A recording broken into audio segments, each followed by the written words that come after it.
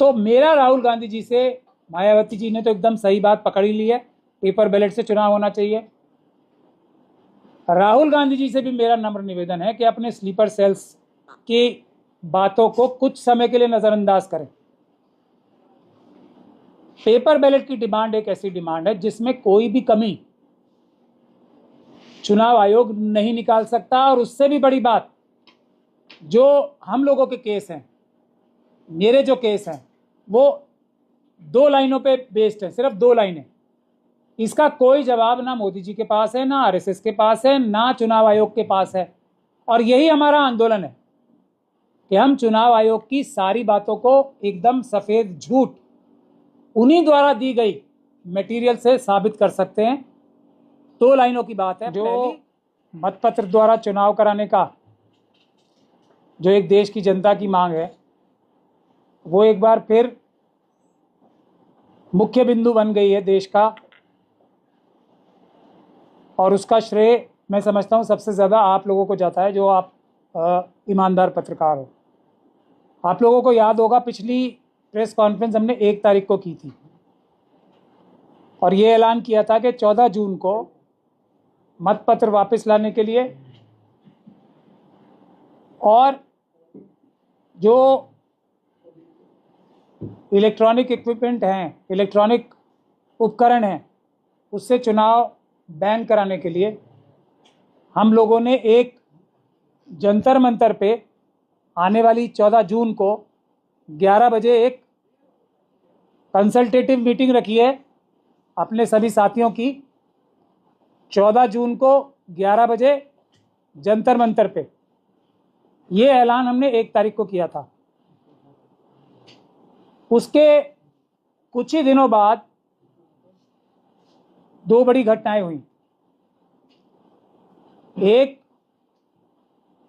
Bahujan Samaj party की जो supremo हैं बहन मायावती जी, उन्होंने ये बात मुखरता से कही है कि ये जो इलेक्ट्रॉनिक इक्विपमेंट द्वारा चुनाव होता है, वो जो सभी विपक्षी पार्टियां जिसका विरोध कर रही हैं, वो भी उसमें विरोध अपना दर्ज कराती हैं और उन सबके साथ वो भी ये बात कहती हैं कि इस तरीके से चुनाव निष्पक्ष नहीं हो सकता।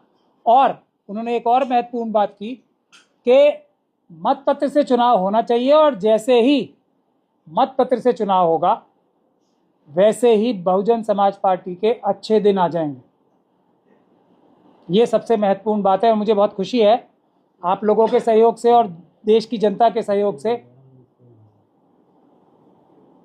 मायावती साहिबा को ये बात अब अच्छे से समझ में आ गई है कि बहुजन समाज जैसी बड़ी पार्टी को छोटी पार्टी बनाने में आरएसएस और बीजेपी ने इन उपकरणों का प्रयोग किया है। वरना बहुजन समाज पार्टी भले ही कितने भी स्लीपर सेल उसमें आ जाएं, मिश्रा जी जैसे, उसको इतना कमज़ोर कभी नहीं कर सकते थे।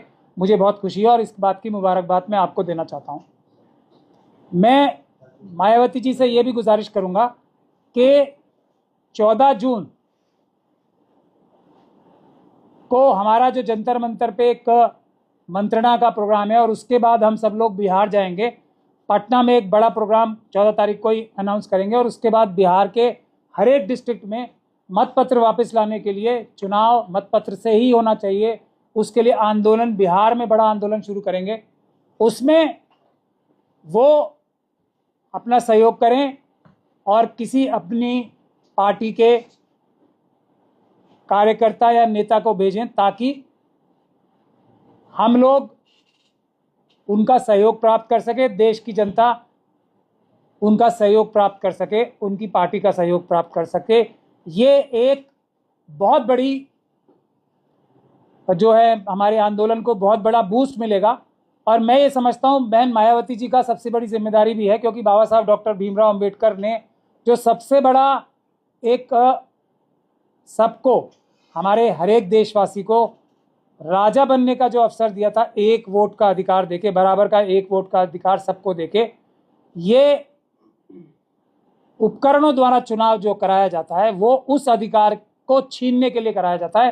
तो बाबा साहब के एक मत के बराबर के अधिकार की सबसे बड़ी जो उस पर चोट पहुंचाने का काम है, ये उपकरण वाली चुनाव कराती है।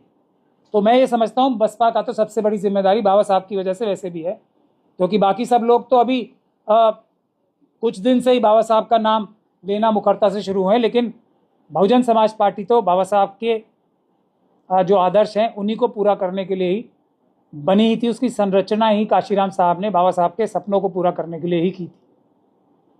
उसके साथ एक और महत्वपूर्ण घटना हुई। राहुल गांधी साहब जो हमारे देश के विपक्ष के नेता हैं, मतलब लोकसभा में, और अगर देखा जाए तो प्रधानमंत्री से, जो हमारे देश के प्रधानमंत्री साहब हैं मोदी जी, उनसे भी ज़्यादा संख्या में लोगों ने विपक्ष का नेता होने की लोकसभा में जिम्मेदारी उनकी लगाई है। तो वो कहीं ना कहीं 60% देश की जनता की नुमाइंदगी करते हैं, उनकी रिप्रेजेंटेशन करते हैं। तो उन्होंने भी एक लेख लिखा और उस लेख में 5 बिंदु उन्होंने उठाए।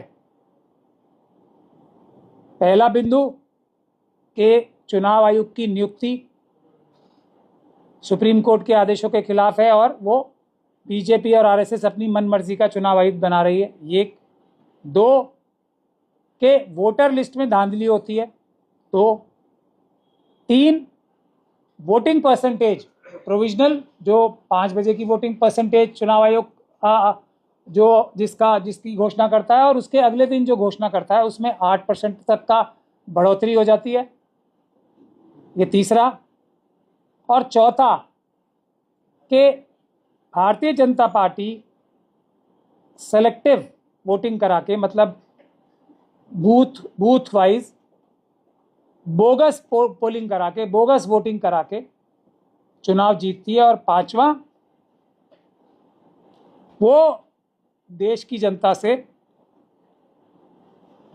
जो एविडेंस है, जो सबूत है, वो छुपाती है। सीसीटीवी और वीडियोग्राफी ना देके राहुल गांधी जी ने अपने एडिटोरियल में मेरा नाम तो नहीं लिखा, शायद जो स्लीपर सेल्स हैं उन्होंने रोक लिया होगा राहुल गांधी जी को मेरा नाम लिखने से अपने एडिटोरियल में, और मुझे उसकी कोई तकलीफ भी नहीं है। लेकिन मेरे वाले केस का जिक्र ज़रूर किया कि पंजाब हरियाणा हाई कोर्ट से जो आदेश हुआ था वो मेरे वाले ही केस में हुआ था। और इंडियन एक्सप्रेस ने अगले दिन जो राहुल गांधी जी की एडिटोरियल के खिलाफ अपने फ्रंट पेज पे जो एक अपना निष्कर्ष छापा, उसमें मेरा नाम लिखा था उन्होंने, पर राहुल गांधी जी के एडिटोरियल में मेरा नाम, मेरे केस का नाम नहीं था। उसका जिक्र ज़रूर था। उस कोर्ट के आदेश को निरस्त करने के लिए बीजेपी की सरकार ने चुनाव आयोग के साथ मिलकर कानूनी बदल दिया। ये राहुल गांधी जी को शायद अभी तक बताया नहीं गया है कि जयराम रमेश साहब, जो उन्हीं के पार्टी में एक बड़े नेता हैं, जो जिन्हें हम स्लीपर सेल कहते हैं और वो हैं भी, उन्होंने हमारे इस मतपत्र वापस लाने के आंदोलन को 4.5 महीने तक डिले किया सुप्रीम कोर्ट में अपनी पिटीशन डाल के। उसकी वजह से 4.5 महीने देरी हुई।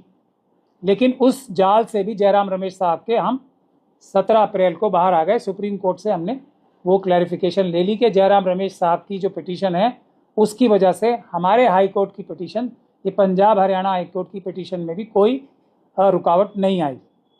वरना चुनाव आयोग हर जगह यही कह रहा था कि राचा साहब की कोई भी पिटीशन ना सुनी जाए, क्योंकि जयराम रमेश साहब की सुप्रीम कोर्ट में जो पिटीशन है उसका इंतजार किया। खैर, ये भी हो गया।